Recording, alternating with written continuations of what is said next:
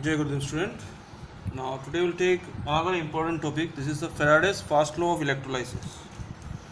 Student, whatever there I am giving in that pages, if you require, you write them.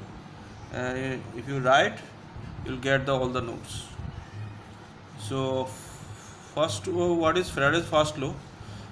When an electric current is passed through an electrolyte. So electrolyte is HCl, NaCl, anything. When electric current is passed through an electrolyte, the amount of substance deposited is proportional to the quantity of electric current, electric charge passed through the electrolyte. Now, simply from this one you can define that one. Now, if this is considered a ring and this is LCl3, this gives you Al tripositive and 3Cl negative. This is made of gold. Now, if you want to make gold plating on this ring, now how much substance will deposit? W is the weight of substance deposited. How much substance deposited, that depends on the time. For 1 hour, if you have that arrangement is working, then deposition is less compared to 5 hours. 5 hours more deposition is there. So amount deposited directly proportional to time. And now current, if I give 1 ampere, then there is deposition is less compared to if I give the 5 ampere, deposition is more. So amount deposited is depends on time as well as on the current. W varies to I into T, W varies to Q. Q is the charge. W equal to Z into Q. The Q is the charge, W is the weight of substance deposited, Z is the electrochemical equivalent. So W equal to Z into I into T. Q replace Q by IT.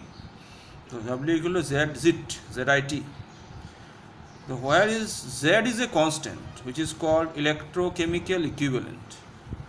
Now where Z is equivalent mass by 96500, which is equal to atomic mass by charge, and this is 96500. Now W equal to atomic mass, ultimate formula W equal to atomic mass by charge by 96500 I into T. This formula you have to remember. I repeat, W equal to atomic mass by charge into 96500 into I into T. Next,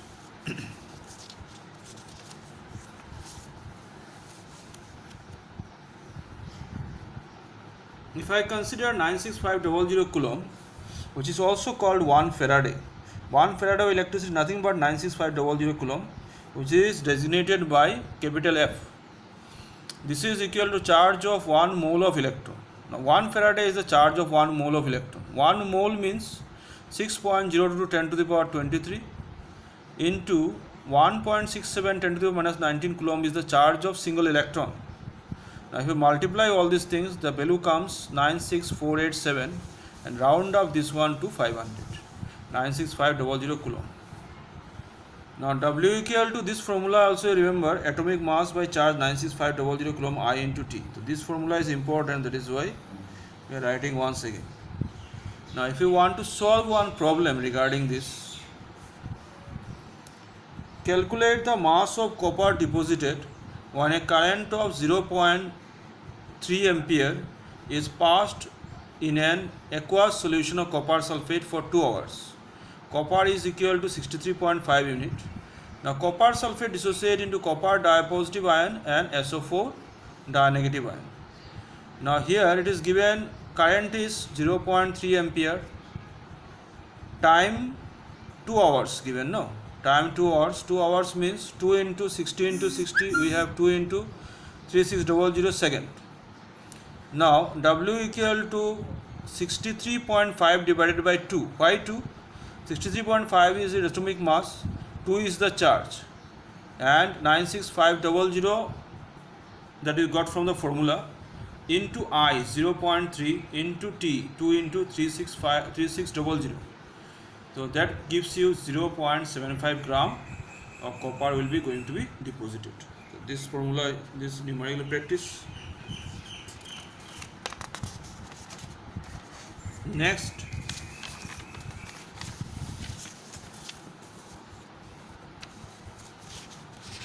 we are taking Faraday's second law.